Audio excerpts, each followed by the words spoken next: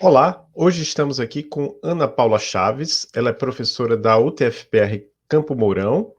Quem vai entrevistar ela comigo é a professora Maria Cláudia Emer, co-host do Emílias Podcast e coordenadora do Emílias Armação em Bits. Tudo bem, Maria Cláudia? Tudo bem, Adolfo. Vamos a mais um episódio. Seja bem-vinda ao Emílias Podcast especial Dia das Mães, que vai ser publicado como vídeo, primeiramente, e depois vai para o feed do nosso podcast. Tudo bem, Ana Paula? Tudo bem, obrigada pelo convite, muito feliz de estar aqui com vocês mais uma vez.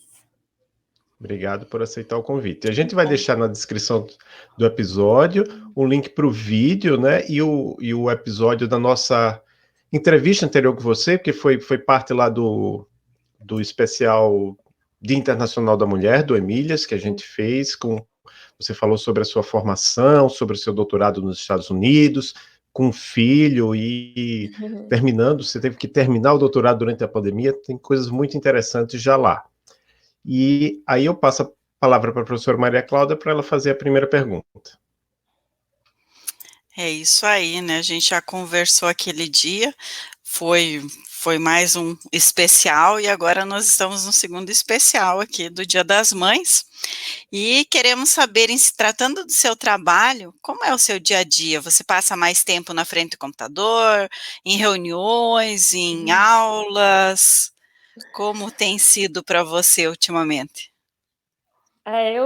Eu voltei do doutorado, né, esse ano, e então eu recomecei meus trabalhos na UTF em janeiro, na verdade em dezembro, né, mas com alunos só agora em janeiro, e eu voltei já nesse período, né, da pandemia e aulas online, então tem sido uma rotina muito diferente para mim. Eu posso dizer que eu ainda estou em processo de adaptação nessa nova rotina. E tem sido na frente do computador todo o tempo, né? Então, é no escritório, é na tela. A gente até tenho várias reuniões ao longo do dia, mas aí tenho aulas e atendimentos, né, dos meus alunos. Então, eu passo muito tempo fechadinha no escritório mesmo,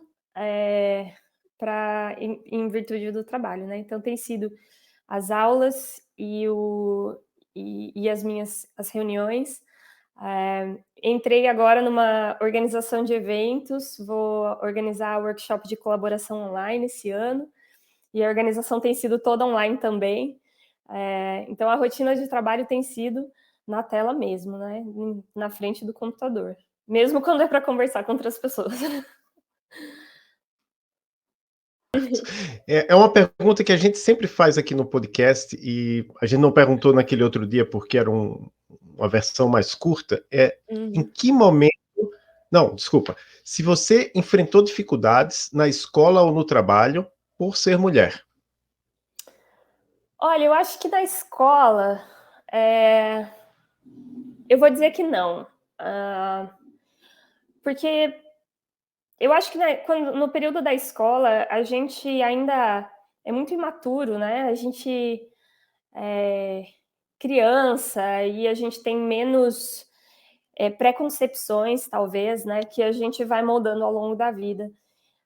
Então, não me lembro, assim, de ter tido problemas na escola. Na faculdade, as coisas mudaram um pouco. Apesar de eu ter demorado para reconhecer essas mudanças, para admitir que eram problemas, ou mesmo para perceber, né? Às vezes eu lembro de uma coisa, eu olho para trás e falo, puxa, isso aconteceu comigo. E na época eu não tinha consciência de que isso era um problema, né?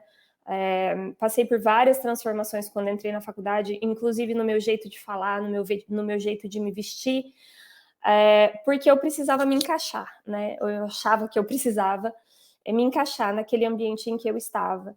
Então, eu troquei o salto alto pelo tênis, eu tirei o batom, eu não usava mais brincos ou acessórios. Enfim, eu me mudei para eu poder me encaixar. E eu não achava que isso era um problema na época. Eu achava que estava tudo bem, né? Talvez estivesse mesmo, não sei se eu tivesse em outro meio, se eu ainda teria, se essas mudanças ainda teriam acontecido, né? mas de fato, essas mudanças foram... Hoje eu relaciono essas mudanças ao ambiente em que eu estava inserida e a minha necessidade de me encaixar, né, de ser parte daquilo que eu estava vivendo. E aí, depois disso, houveram várias situações em que eu me senti, sim, diminuída por ser mulher. Eu já tive supervisores que não me deixaram instalar o meu programa que eu desenvolvi, que eu fiz, e eu estava entregando e eles não me deixaram instalar porque eu ia destruir o servidor da empresa. E eles pediram para o meu colega, homem, fazer a instalação. Eu tive situações de assédio, de assédio sexual mesmo, das pessoas me encurralarem em lugares. Já vivi situações das pessoas me desprezarem em conferência, por exemplo. Aconteceu muito estando com o Igor, que é o meu marido, porque nós trabalhamos juntos e nós trabalhamos no mesmo departamento e nós trabalhamos em áreas parecidas. Então, é muito comum que a gente compartilhe tópicos que a gente trabalha. E, portanto, nós vamos para as mesmas conferências e teve algumas situações em que eu estava na conferência com ele e aí as pessoas não davam crédito para o que eu dizia, porque, enfim, eu era a esposa do Igor, no caso, e aí não tinha mérito pelo meu próprio trabalho. Então, esse tipo de situação, infelizmente, aconteceu. Mais comum em ambientes em que eu estou menos familiarizada, o que eu acho que pode ser eu não sei se é um padrão, né, mas no meu departamento não é assim, né? Mas nas situações em que eu me expus externamente, aconteceram algumas situações, infelizmente. É uma pena, né, que essas coisas aconteçam, mas a gente percebe, né. E como você disse, em um determinado momento parece normal você se adaptar àquele ambiente de alguma forma, né. Eu acho que todas nós acabamos vivendo um pouco isso, e depois a gente percebe que não, que na verdade o ambiente tinha que se adaptar a nós, né, a gente Exato. devia fazer diferente, né. Exato, exato. Porque nós somos alguém também ali, e algumas vezes eu acho também que pelo menos eu percebo em mim, né, que eu sou um pouco tímida em lugares, diferentes daqueles em que eu estou acostumada a estar, né, ou com as pessoas Uhum. com quem eu falo sempre. Então, nesses momentos, a gente realmente acaba ficando mais, assim, de lado, né, até que as pessoas te conheçam. E às vezes isso não acontece realmente com os homens, porque eles são mais audaciosos, né. É. Então acho que são coisas, assim, que a gente também precisa mudar na gente aos poucos, né, não é fácil, Sim, mas a gente vai melhorando, né, Ana Paula, acho que a gente vai sim. vai E isso é conseguindo. uma das motivações que eu tinha quando eu trabalhava com o Emílias e que eu ainda tenho, assim, quando eu tenho muito prazer em falar na minha trajetória como mulher na computação, porque a gente precisa mostrar para essas meninas, né, Isso. que elas podem ser quem elas são e que elas podem se mostrar no espaço em que elas estão. Então eu acho que isso é muito importante. Com certeza, mas vamos mudar um pouquinho de assunto para falar de mãe agora, né, já que a gente Sim. está hoje aqui conversando por causa do Dia das Mães, a maternidade que nos faz tão felizes também, né, Sim. então vamos falar um pouquinho a respeito disso. A gente quer saber o seguinte, em que momento você decidiu por ser mãe, né? Será que foi algo que você pensava desde sempre, né, desde a sua adolescência? Ou então, de repente surgiu, aconteceu mais tarde essa vontade de ser mãe? Não, eu sempre quis ser mãe. Eu tenho uma família grande, nós somos em 4 irmãos, e 2 dos meus irmãos são mais novos, 6 anos, 8 anos mais novos que eu.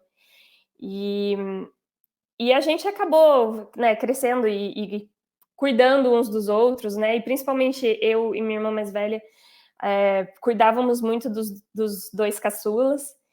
E a gente se amava muito, e a gente tinha muita responsabilidade por eles, assim, gostava de cuidar mesmo, tinha esse carinho, esse afeto. E isso despertava, de certa maneira, esse desejo, né, do cuidado com o mais frágil, do amor pelo outro, né, do pequenininho ali, né. Então, eu acho que esse cuidado com os... A gente sempre teve muito primo também, e cresceu em família muito grande, sempre cheio de crianças, né. Então eu tinha, sim, esse desejo, era um desejo que morava em mim. Mas também, quando eu fui estudar e fazer faculdade, e depois emendei mestrado, eu não estava muito concentrada esperando esse momento chegar. Mas foi quando a gente decidiu ter filhos, na verdade, foi uma decisão bastante planejada, bastante conversada. Meu marido e eu, decidimos um momento em que nós sentíamos que seria especial. Então eu tinha essa vontade de ser mãe, eu tinha esse desejo, mas não era assim um desejo a qualquer custo, sabe? Eu sabia que ia acontecer para mim em algum momento, eu queria que acontecesse para mim em algum momento, mas eu não estava ansiosa por isso. A gente teve foi uma decisão familiar mesmo, bem pensada, bem planejada, antes da gente. Inclusive, a gente tinha decidido que queria 2, até isso a gente planejou de antemão, que a gente queria emendar 2, assim, então ter 2 filhos bem pertinho, que foi um plano que a gente conseguiu realizar, e então foi muito importante pra gente.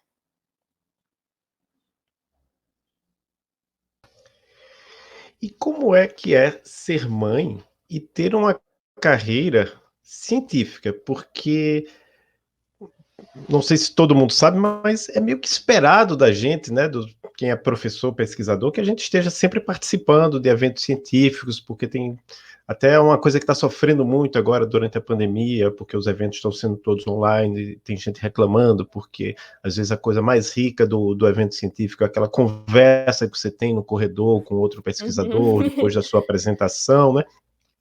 Então, como é ser mãe e ter uma carreira científica, e se é verdade o que eu escutei, que você levava seus filhos para os eventos científicos. Eu levava mesmo. Então, como eu disse, eu e o meu marido trabalhamos em áreas parecidas, né? Então, nós 2 éramos da engenharia, tínhamos esse background na engenharia de software. E, inclusive, ele, em momentos diferentes da nossa vida, né, nós trabalhamos no mesmo projeto de pesquisa na UEM. Ele, quando fez a graduação dele, e eu alguns anos depois, mas era o mesmo laboratório de pesquisa, uma sequência do projeto que existia lá. Então, nós viemos dessas áreas parecidas, né? E, portanto, quando a gente começou a trabalhar junto, né, quando a gente foi para o TFPR, a gente tinha essas áreas muito, muito próximas mesmo. A gente publicava junto, fazia pesquisa, orientava, às vezes um ajudando a orientação do aluno do outro. Então a gente compartilhava mesmo essa pesquisa. A gente acabou se distanciando um pouco quando nós fizemos nas nossas linhas do doutorado, né? Cada um acabou seguindo seu rumo, mas a gente tinha muitas, ainda assim, mesmo hoje, a gente tem essa proximidade de áreas. E aí o problema que existia nessa abordagem, né, da gente trabalhar em áreas similares, é que a gente ia para eventos parecidos, né? Normalmente a gente ia para os mesmos eventos. Então, quando nós tivemos a Alice, que é a minha mais velha, né? O Igor estava no começo do doutorado dele. Foi, se eu não me engano, no primeiro ano do doutorado dele que a Alice nasceu. Quando iniciou, de fato, o doutorado, eu já estava grávida. Então, foi no primeiro ano. E, então, assim, a gente estava... Eu mais concentrada na família, no cuidado com a família, e ele mais concentrado no doutorado. Mas a gente acabou, enfim, continuando os trabalhos, porque a gente trabalha no meio científico, a gente sabe, a gente tira licença, a gente fica tira férias, mas a pesquisa não para, né? Às vezes tem um edital, às vezes tem para financiamento, às vezes tem um artigo que o deadline da conferência está chegando, está batendo, e se você não mandar ali, enfim, ela não respeita, né, os prazos ali escolar. E, portanto, a gente ainda tinha, né, eu mesmo de licença, uma coisa ou outra, tentava não me privar do tempo com a minha filha, mas ainda tinha, assim, um pouco de coisas acontecendo. Então, em 2012, quando a Alice estava com 7 meses, a gente decidiu, o Igor teve um artigo aceito no ICSI, foi o primeiro ICSI dele, a Conferência de Engenharia de Software, e nós decidimos ir juntos para Zurique. Então, a nossa primeira conferência, depois da maternidade, da paternidade, foi em Zurique, na Suíça. E a Alice tinha 7 meses, eu amamentava, enfim, não tinha como eu deixar a Alice para trás, né? E aí foi quando a gente tomou a primeira decisão de levar a Alice com a gente para o evento. Mas ela era bem bebezinha, então a gente achava que não ia ser difícil, né? Eu cuidar dela e a prioridade era ele, né? Eu podia ver uma coisa ou outra e deixar para lá o resto do evento e ficar com ela, né? E a gente acabou levando ela. Se você quiser mostrar, acho que eu tenho uma fotinho dela, a Alice em Zurique com a gente, no primeiro ICSI da carreira dela. E aí, depois dessa conferência, a gente viu que dava. Aí foi bom, a gente consegue levar ela para o evento, né? Se um de nós dois ficarmos com ela, ela era boazinha, e a gente falava, vamos deixar, não tem problema, ela é quietinha, a gente consegue se revezar e ficar com ela. E aí, naquele mesmo ano, eu tinha uns artigos de alunos meus, que eu tinha orientado no ano anterior, na graduação, na UTFPR, que eles publicaram no Simpósio Brasileiro de Sistemas Colaborativos. E aí já estava no fim do ano, e nessa época eu já estava grávida do Dante, que é o meu segundo filho. Então, em 2012 mesmo, 7 meses depois, eu engravidei. Quando a gente voltou de Zurique, eu engravidei novamente. Então, no fim do ano, a gente foi para o SBSC em São Paulo, e eu levei a Alice comigo, né? Que eu queria assistir as apresentações dos meus alunos, e ela acabou indo. E aí foi a primeira vez no Brasil que a gente levava ela, e foi uma sensação, porque eu não sei como acontece nas outras áreas, mas eu nunca tinha visto um bebê na conferência. E eu acho que as outras pessoas também não estavam habituadas, mas eu ainda achava que ela era muito pequena para ficar. Eu podia deixar com os meus pais, ou deixar com os pais do Igor, mas ela era tão bebê que eu não tinha esse desapego ainda de deixar ela ficar, né? Então eu levei ela com a gente também para lá. E aí em 2013 eu tive o Dante. Então em 2013 eu fiquei novamente afastada das minhas atividades. E a Alice era muito bebê também, muito pequenininha, ela tinha só 1 ano e 4 meses quando o Dante nasceu. Então eu dediquei um tempo para eles. E aí naquele ano apenas o Igor foi para as conferências e eu fiquei tranquila, só com eles mesmo. Foi um ano bem puxado para a gente. Mas em 2014 eu estava de volta trabalhando, minha licença tinha acabado, e a gente foi, então, para o CBSoft em 2014, porque nós tínhamos artigos para apresentar, e a gente foi para Maceió, e os meus 2 pequenininhos foram também para Maceió com a gente. E nessa época foi quando começou a ficar um pouco difícil gerenciar os 2 na conferência, porque eles já falavam, eles já andavam, então eles queriam correr por aí, né? Então o esquema era eu e o Igor se revezar mesmo. Um na sala assistindo e um pro lado de fora brincando com eles. Então eles estavam sempre assim, no hall lá da conferência, no coffee break da conferência, correndo por aí, um de nós do lado de fora olhando eles, né? E aí eles eram meio mascotinhos, assim, porque todo mundo que saía, às vezes passava ali e brincava um pouco com eles, né? E é assim que a gente fazia com os dois.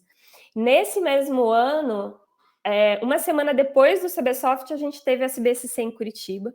Essa foto que vocês estão vendo deles aí era na sala de apresentações, nós estávamos os dois participando daquela sessão. E aí a gente descolou umas canetinhas com o pessoal da organização e deixou para eles brincarem lá enquanto a gente apresentava. E eles estavam tão acostumados com essa rotina que eles, tá bom, me dá aqui o papel, e sentava lá e ficava lá desenhando, e a gente ficava assistindo eles. Em 2015, nós da UTFPR resolvemos, em conjunto com o pessoal da UEM, o Edson e a Thelma da UEM, nós decidimos fazer a proposta de trazer o CBSoft para Maringá em 2016. Então, em 2015, a gente fez uma comitiva com os nossos alunos da UEM, da UTFPR, e levamos todo mundo para Belo Horizonte com a gente, para fazer a apresentação de Maringá e pleitear aí essa organização, né, do evento. A gente queria levar o CBSoft para o Paraná. E a gente conseguiu, deu certo. Então, nós apresentamos o evento em Belo Horizonte, em 2015, e aí essa foi a primeira vez que as crianças perceberam que aquele não era o lugar deles. Então, a Alice, ela disse para mim, mamãe, o seu trabalho é chato. Aí eu falei, filha, mas por que você está dizendo isso? Ela falou, porque a gente só tem que ficar nesse lugar que as pessoas só conversam e a gente precisa ficar quietinho. E aí eu falei, filha, você tem razão. E eles incomodaram mais, assim, de certa forma, para a gente, né? Porque eles começaram a ouvir o que as pessoas estavam falando e fazer perguntas. Então era do tipo, mamãe, por que tem um pinguim ali? Mamãe, o que é banco de dados? Eu falava, filha, não quero explicar isso para você agora. Então, começou a ficar pesado para a gente ter que fazer esse gerenciamento deles. E nessas conferências não tinha realmente um espaço que a gente pudesse deixá-los, ou alguém que pudesse olhar eles enquanto a gente estava na conferência. E a gente, enfim, acabou tentando pela primeira vez em 2015 deixá-los. Então, a Alice tinha 5 anos, o Dante tinha 4. Depois desse CBSoft, a gente teve um SBSC na Bahia, que eles ficaram pela primeira vez. E aí eles ficaram com a minha sogra, que cuidou deles, e teve mais algum... Então, Ana, a gente estava conversando e aí caiu a conexão. Você pode continuar, você estava falando do CBSoft em Belo Horizonte, eu acho que depois falou que teve um evento, o SBSC na Bahia, que as crianças não foram, né? Isso mesmo. E aí foi a primeira vez que nós deixamos eles com as avós. Mas a gente teve naquele ano ainda um CSCW, que é o de sistemas colaborativos, e é um evento da SM muito importante, e ele aconteceu em Vancouver. E aí, como era internacional, a gente ia ter que ir para outro país, aí o coração apertou, e a gente falou, olha, não dá para ficar, vocês vão ter que ir. E aí nós levamos eles também, então eles foram, o Dante completou 2 anos lá, o aniversário de 2 anos do Dante foi em Vancouver, quando a gente foi para o CSCW. E aí, enfim, depois a gente teve o CBSoft em Maringá, que nós éramos organizadores daí. Os pais do Igor, eles moram em Maringá, eles são de Maringá, então a maior parte do evento, as crianças ficaram com os pais do Igor, mas aí as pessoas já estavam tão habituados com eles na conferência, que eles perguntavam, mas cadê as crianças? Mas cadê as crianças, né? E aí a gente acabou levando eles para a abertura do evento, e eles participaram da cerimônia de abertura, estiveram lá, marcando presença, mas eles de fato não estiveram no evento todo. E aí nós fomos para Flagstaff, eu fui começar o meu doutorado, e aí os papéis se inverteram, né? O Igor acabou assumindo a casa, as crianças, as responsabilidades familiares, e eu fui me dedicar ao doutorado. E aí, então, as viagens para eventos que aconteceram nessa fase, eu tive a tranquilidade de ir para a conferência sozinha, e o Igor ficou com as crianças em casa. Mas nesse ACM CAI que a gente participou, ele tinha um workshop de pesquisadores, jovens pesquisadores, assim, e ele acabou indo também para Montreal para participar desse workshop. Era um workshop de escrita de projetos de fomento para a National Science Foundation, que é a fundação de financiamento de pesquisa nos Estados Unidos. Então, ele foi para participar desse workshop, e aí volta as crianças para a conferência. Porém, essa nossa experiência na CAI foi diferente, porque na CAI eles tinham um espaço dedicado para atender esses pais que vão para as conferências. A gente acabou fazendo uso de um desses recursos, que era o registro para acesso nas salas e nos coffee breaks e nos espaços da conferência. Então, vocês estão vendo ali na foto que eles tinham crachazinhos e identificação. Então, eles eram parte do evento, a gente fazia inscrição deles no evento. E custava lá $10 por criança. Então, não era assim uma inscrição, né, cara ou algo assim. E aí eles tinham também o daycare. Mas a gente não fez uso do daycare, porque o workshop do Igor eram 2 dias apenas. E não coincidia com as datas que eu ia participar do evento, então a gente acabou se revezando e não usou o daycare. Mas o daycare não era tão acessível. Então, se a gente precisasse deixar as crianças lá, seriam por poucas horas, né? Quando coincide mesmo, a gente poderia deixar essas crianças nesse daycare. Mas era uma estrutura muito interessante, onde eles, de fato, tinham cuidadores, diversão, pintura, jogos, coisas que as crianças, animadores, enfim, diversas atividades onde as crianças ficavam em segurança, próximos de onde nós estávamos, então era no centro de conferência. E a gente podia ir lá a qualquer momento e retirá-los para ficar com a gente, ou para ir no coffee break, ou enfim, qualquer outra coisa que a gente precisasse. Nós acabamos não usando isso, mas era uma opção realmente muito interessante. Eu ainda acho que tinha coisas para melhorar, porque não era acessível, por exemplo, para um estudante que tem filhos e precisaria levar os filhos para o evento, talvez não fosse acessível. Custava, se eu não me engano, $30, $35 a hora. Então, realmente não era, assim, fácil de pagar, né? Mas a opção existia, né? Então, para mim e para o Igor, se a gente quisesse ter usado por algumas horas, a gente teria essa possibilidade, que é melhor do que a gente não ter, né? Essa chance, e teria, talvez, evitado tanto desgaste que a gente teve em tantas conferências anteriores que a gente foi e não tinha opção e precisamos levar eles com a gente, né? E nos revezar, e nos preocupar em quem vai agora, e sincronizar a agenda, eu vejo esse, você perde aquele, vamos assim, né? Então, se a gente quisesse ter usado esse recurso, a gente teria tido essa possibilidade. Então, foi realmente uma experiência diferente da gente com filhos na conferência, que foi o CAI. E essa foi a última conferência que eles participaram. Depois disso, a gente...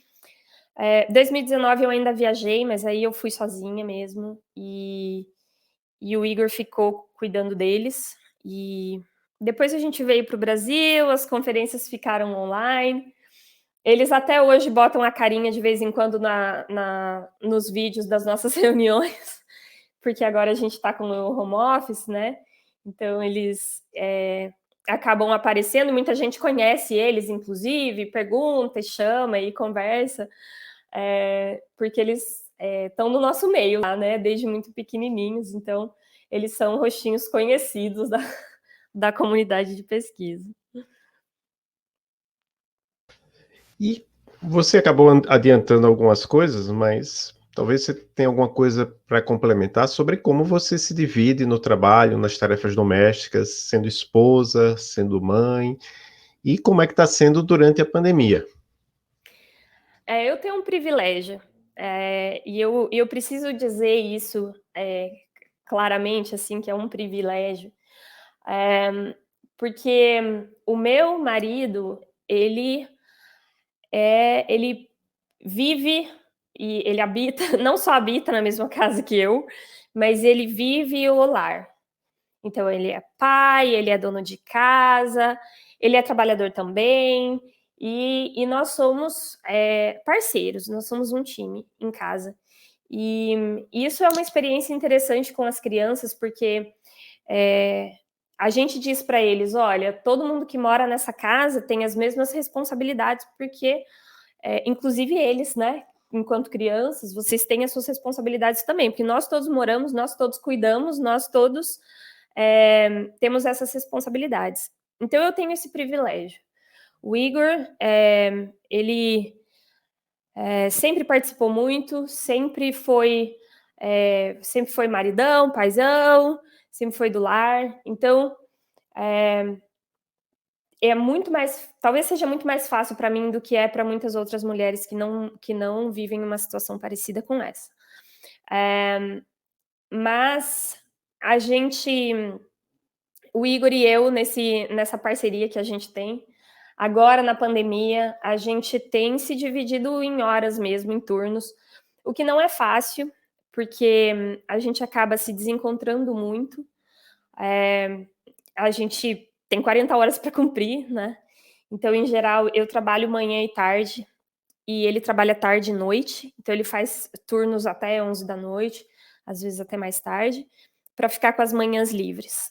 Então, ele acorda de manhã com as crianças para fazer tarefa, ou para ficar um pouco com eles, ou para cuidar, fazer as atividades do lar durante a manhã, fazer o almoço, se preocupar com essas, preparar as crianças para a escola.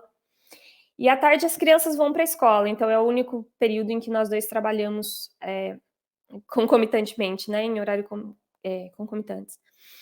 E aí, durante a noite, eu assumo as crianças quando eles saem da escola, e a casa, e as atividades do lar, e ele fica daí trabalhando até mais tarde. E é normalmente assim que a gente faz. É claro que parece simples, né? 3 períodos, 2 pessoas, mas na pandemia tem muitas interrupções, muitas coisas que a gente não consegue, né, controlar, enfim, às vezes essa agenda bagunça. Mas no geral é assim que a gente se divide, assim, regra geral, é assim que a gente se divide.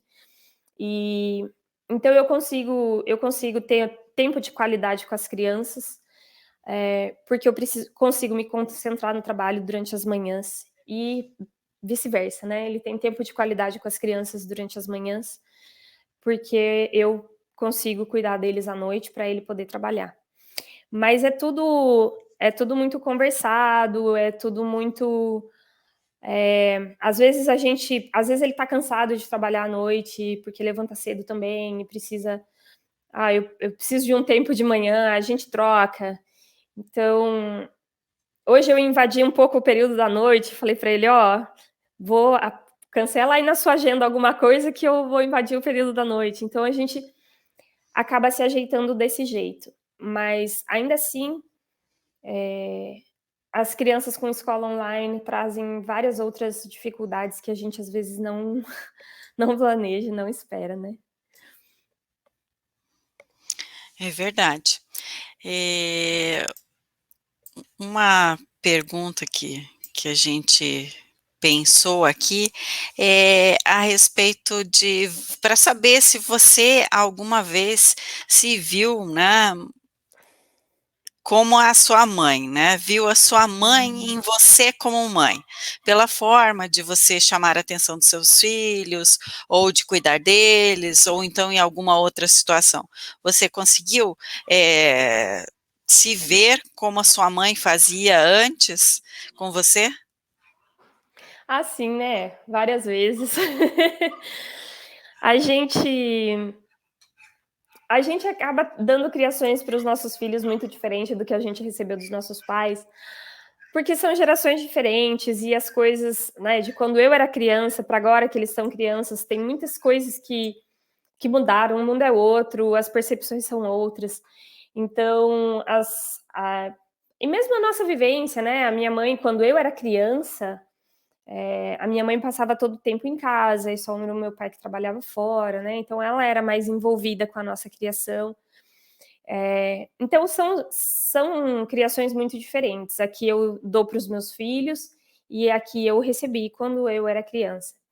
Porém, a fruta não cai muito longe do pé, né? Então, sim, tiveram diversas situações em que às vezes eu mesmo reparo, né, e falo, ô, Cida Chaves, está fazendo igualzinho.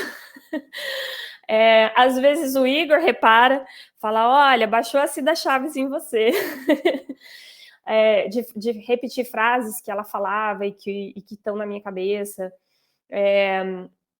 Que às vezes a gente não imagina que a gente vai lembrar que ouviu, né? Então, eu ouvia muito a minha mãe dizer quando eu era criança, ela falava como a sua avó dizia, e aí ela tinha uma frase. E agora eu já me peguei falando muitas vezes para as crianças. A minha mãe sempre disse que. e é interessante ver isso, porque eu mesmo sempre fui muito segura, assim, para dizer: eu vou ter o meu jeito, eu vou fazer as coisas do jeito que eu quero, que eu penso, que eu. E, nem sempre funciona dessa forma, né? A gente carrega a bagagem que a gente trouxe dos nossos pais. E a minha mãe foi muito presente na minha infância. Então, ela tá ali,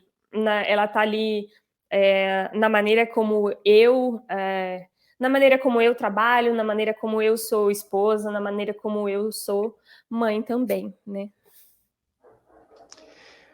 Alguma mulher te inspirou na sua carreira? Ai, vários. A gente até conversou um pouquinho sobre isso na entrevista anterior, né? Que eu disse que eu tive a sorte de ter várias mulheres no meu caminho. A minha primeira chefe, né, na computação foi uma mulher. Quando eu era ainda adolescente, eu tinha 13 anos, Janaína Fernandes Rodrigues. Maravilhosa ela, super bem sucedida. E ela foi a minha primeira chefe, ela tinha uma escola de cursos de computação que ensinava Windows, Word, Excel, e eu trabalhei com ela como instrutora nesses cursos. E foi ela que me inspirou a fazer faculdade na UTFPR, na época o Cefet, né? Era o Cefet ainda, de tecnologia e informática.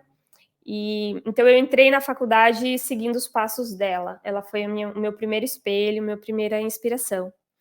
E depois disso eu fui orientada pela professora Elisa Uzita, em Maringá, que foi minha orientadora do mestrado. E no mestrado eu tive a oportunidade de interagir com um grupo de mulheres maravilhosas que trabalhavam na mesma área que eu, né? A Vaninha Vieira, que é da Universidade Federal da Bahia, e a Ana Carolina Salgado, que é da Universidade Federal de Pernambuco.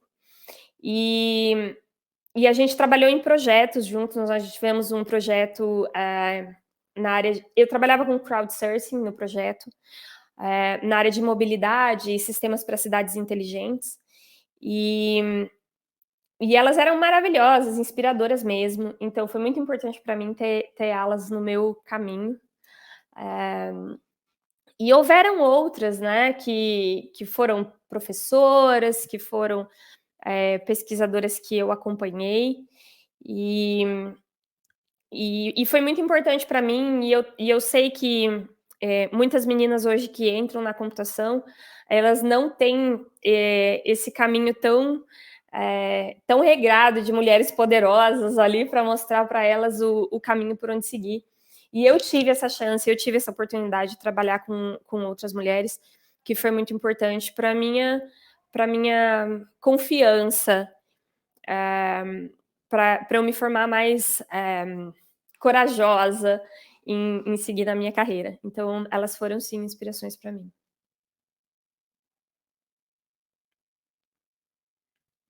Certo. E quais dicas, conselhos que você daria para as meninas que hoje estão pensando em seguir carreira na área da computação? Olha, eu acho que a coisa mais importante que a gente tem para dizer para essas meninas é para procurar os exemplos. Então, eu sempre falo isso para as meninas que entram no nosso curso, falo, olha, às vezes a gente olha em volta e se sente sozinha, né? Eu tenho só mais uma colega mulher no meu departamento e nós temos mais de 25 professores. Então, às vezes a gente olha em volta e fala, puxa, sou só eu aqui, sabe? Nós somos tão poucas, nós somos...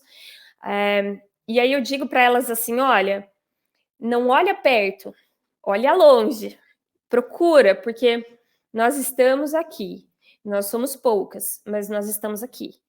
E cada uma de nós, a gente tem uma trajetória para contar, a gente tem coisas que a gente viveu e aprendeu, a gente tem a nossa história, o nosso caminho, e eu acho que vale a pena, elas precisam conhecer, porque elas precisam ver que dá, que elas podem chegar lá, que não é um caso isolado, que o espaço está aí, ele é nosso, e a gente pode ocupar esses espaços, que a gente tem sim direito de estar lá. E uma vez uma aluna, uma ex-aluna, na verdade, ela disse para mim assim, é difícil ter que mostrar para as pessoas que eu sou capaz quando essas pessoas acham que o meu lugar não é lá. E eu falei, olha, não importa o que essas pessoas acham. O que importa é o que você acha. Você acha que lá é o seu lugar? Ela disse, eu quero que seja. Eu falei, então ocupe. Ocupe os espaços que você julga que você merece. E deixe de se preocupar com o que as outras pessoas pensam. Ocupe seu espaço, seja quem você é. E ela, inclusive, essa aluna, ela é sensacional, assim, ela é uma aluna super, super capaz e que às vezes se debate aí em achar que está no lugar errado, né? Isso depois de se formar, depois de crescer na carreira. Então, a gente precisa dar visibilidade, sim, para as mulheres que estão aí e a gente precisa conseguir apontar para elas, para as meninas que estão entrando agora e dizer, olha, nós estamos aqui, esse espaço é nosso, ocupe. Muito bom. Agora a gente chega num momento mais leve do podcast, no caso do vídeo, né, da gravação, que é assim, supondo que você arrume algum tempo para se divertir, para ler livros, para assistir filmes, séries, eu vou pedir uma indicação. Antes eu vou aproveitar e eu mesmo fazer uma indicação. Tem um podcast também muito legal, que é o Somos Cíntia, que geralmente as meninas que apresentam, né, elas também dão as indicações. Então, normalmente aqui a gente não dá, mas eu vou dar porque eu acho que tem a ver com o tema, né? É uma série de vídeos bem curtinhos, até crianças devem gostar muito de assistir, eu imagino, porque se chama A Encantadora de Koalas. Porque é interessante porque é uma família na Austrália, é um pai, uma mãe e uma menininha de, não sei, acho que 13 anos, e eles resgatam koalas, a mãe é veterinária, e eles cuidam dos koalas e depois devolvem para a natureza. Então, é um exemplo interessante em que a criança está integrada na família, no trabalho da família. Mas aí eu peço para você para indicar qualquer coisa que você queira, não precisa ser técnico, pode ser técnico ou não técnico, você escolhe. Uhum. Olha, nos últimos anos, eu vou falar de um livro que me marcou bastante, que eu li nos últimos anos. Eu não sei, eu acredito que exista em português, eu li lá nos Estados Unidos, mas eu acho que tem esse livro em português do Brasil. O nome do livro é Pachinko, e o nome da autora é Min Jin Lee, e E esse livro, ele conta a história de 3 gerações de uma família na Coreia, dominada pelos japoneses. Então, uma história que se passa alguns anos atrás. Então, ela vai desde da dominação da Coreia até a Coreia Livre, e ela acompanha a jornada dessas mulheres ao longo desse período. Então, é uma família de 3 gerações, e é um livro muito interessante da perspectiva histórica e da perspectiva feminista, para mostrar características dessas mulheres, dessa mãe, dessa avó, de coisas que aconteceram na vida delas e como elas superaram essas dificuldades que aconteceram ao longo da vida delas, num período tão difícil que foi esse período de dominação e a Coreia livre, nos primeiros anos da Coreia Livre. Então, eu acho que é uma história muito interessante. O livro se chama Pachinko. Eu achei incluir lá na descrição. Legal. Legal. Então, como é um especial de Dia das Mães, né? Eu também pensei que você podia falar alguma coisa para sua mãe, ou então para as mães, as jovens mães, né, que estão ainda. A gente tem meninas que estão na graduação e elas são mães já, né, e que devem estar enfrentando várias dificuldades, né, porque é bem complicado você ser aluna, né, nesse período de graduação e ter um filho pequeno, né. Então, para manter as 2 coisas e muitas vezes ainda ter que trabalhar para sustentar, né, a criança. Então, acho que a gente sabe dessas dificuldades, né. Então, eu queria saber o que você diria aí, talvez para sua mãe ou para essas mães? Olha, a minha mãe, ela, como eu disse, quando eu era criança, ela não trabalhava, né? Ela ficava em casa, cuidando da gente, cuidando da casa, cuidando do meu pai, né? Mas isso é quando eu era criança. A minha mãe, em algum momento, ela precisou se levantar e cuidar de nós, e cuidar do meu pai, e cuidar da família, necessitou que ela se ausentasse do lar e fosse trabalhar. Então, quando eu era adolescente, a minha mãe, ela fez um magistério no sábado. Minha mãe tem curso superior, tá? Ela se formou em ciências quando ela era, enfim, adolescente, né? Terminou o colégio e ela fez, mas ela nunca exerceu a profissão. Ela se casou e não foi para o mercado de trabalho. Então, ela precisava trabalhar e ela já não podia mais usar aquele curso que fazia tantos anos que ela tinha terminado, e ela foi estudar. A minha mãe tinha 4 filhos. O meu pai é viajante, ele passa a maior parte do tempo fora de casa. E a minha mãe saiu de casa com a gente adolescente para ir estudar. E ela fez o magistério, e ela terminou o magistério, ela fez pós. A minha mãe tem 3 especializações em psicopedagogia e áreas afins. E hoje ela tem 2 empregos. Eu posso dizer que ela tem 3 empregos, porque ela trabalha numa escola municipal, ela trabalha numa escola particular, então ela faz 2 turnos. E a minha mãe dá aulas de pintura em tecido e quadro, óleo sobre tela, à noite, às vezes. Então, a minha mãe, eu posso dizer que ela é um exemplo, sim, para essas mães que você mencionou, Maria Cláudia, que tiveram que superar essas dificuldades de ter os filhos, de ter que cuidar da casa, de ter que viver todos esses problemas e ainda assim ter essa necessidade de estudar. E E ela dizia muito pra gente assim, olha bem pra mim, ela falava. E não faça isso. Aproveita para estudar enquanto você é nova. Aproveita para se dedicar para sua carreira enquanto você é nova.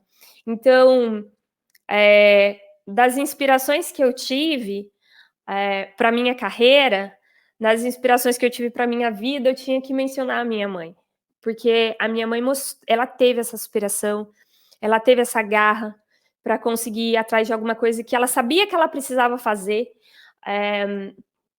para conseguir trazer mais conforto para nossa família, e para poder cuidar da gente e do meu pai também, que passava tanto tempo viajando para trabalhar.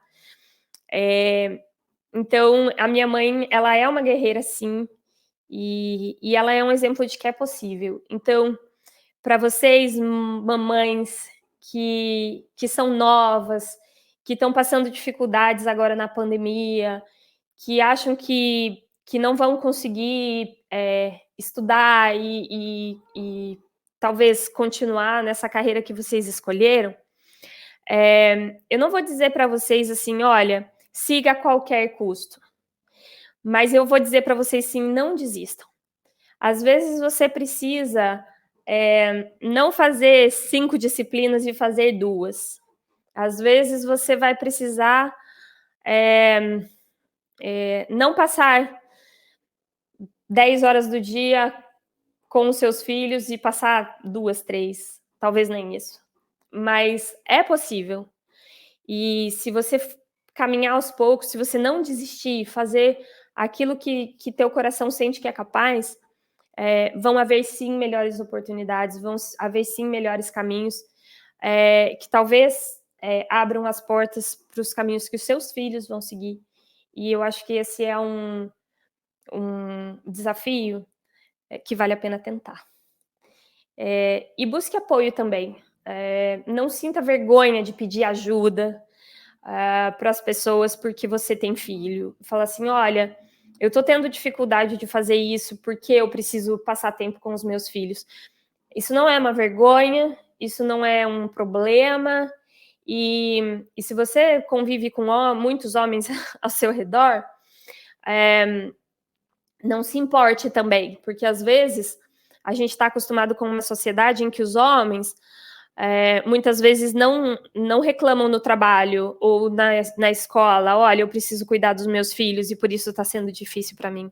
E às vezes nós, mulheres, nos sentimos coagidas de fazer isso, mas na verdade não, na verdade é o contrário. Eles é que deviam estar assumindo o papel deles também e tirando essa carga exaustiva do nosso colo. Portanto, tenham sim essa dedicação e não tenham medo de pedir ajuda, não tenham vergonha de pedir ajuda, não tenham vergonha de dizer que vocês precisam de apoio. E eu queria também falar uma coisa para vocês. Tem alguns Instagrams, e eu posso até depois passar para você, Adolfo. Um deles é o @intervirmulher. Eles estão oferecendo apoio psicológico para as mulheres nesse período de pandemia, tá? É um apoio psicológico no valor social e às vezes até gratuito, né, dependendo da situação. Então, se você é mulher e você está sofrendo os efeitos dessa pandemia, você está precisando conciliar muitas coisas, o cuidado com a sua família, às vezes com pessoas doentes, às vezes tendo que lidar com o luto, às vezes tendo que cuidar dos filhos, às vezes passando dificuldades financeiras, tudo isso, talvez vocês precisem até mesmo conversar com alguém, dividir e aprender a gerenciar e se fortalecer para continuar. Então, vale a pena vocês procurarem essa ajuda, não deixem de procurar essa ajuda. Muito obrigado. Deixa eu me colocar aqui na tela. Muito obrigado. Eu vou deixar para as pessoas o link do seu site, né? Porque eu não sei, eu acho que a gente já perguntou isso da outra vez, mas eu não lembro. Você tem alguma rede social profissional que você, obviamente a gente não quer suas redes pessoais, mas profissional que você Eu esteja tenho lá? uma página profissional no Facebook, mas eu confesso que no doutorado eu parei de mantê-la. Mas eu tenho um projeto para continuar, tá? O nome é Professora Ana Paula Chaves Steinmacher. Mas eu posso pegar o link também e te mandar, Adolfo, que aí Sim, talvez você coloque ok. na descrição. E eu pretendo voltar a manter essa página aí no Facebook, sim. Então, eu passo a palavra para a professora Maria Cláudia para ela fazer os agradecimentos finais e a gente encerrar essa transmissão.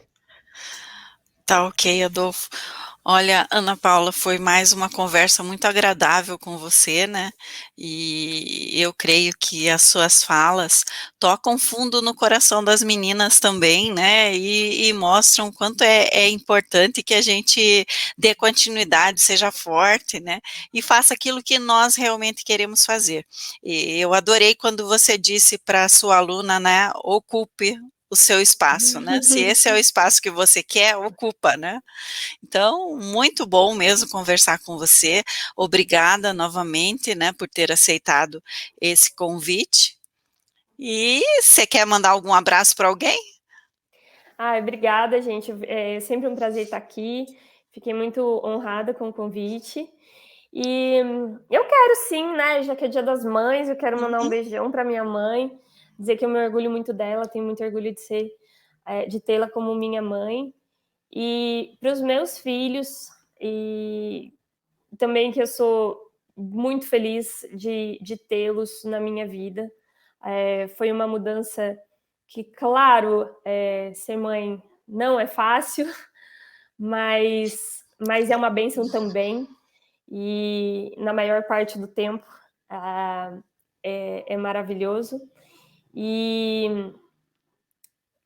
eu queria também deixar um beijo grande para vocês e para todo o pessoal que trabalha no Emílias, nos programas de apoio a meninas na computação. Para o pessoal do programa do Parents in Science, que é um programa muito interessante também, que apoia pais, mães pesquisadoras. Enfim, para todas as entidades que estão ajudando para que pessoas, para que mulheres tenham esse espaço, para que mães tenham a chance de estudar, enfim, que fazem esse trabalho para que a gente consiga estar aqui, ocupando nossos espaços. Muito bom. Obrigada. Muito bom. Então, encerramos a transmissão. Muito obrigado a todos que assistiram. Um grande abraço.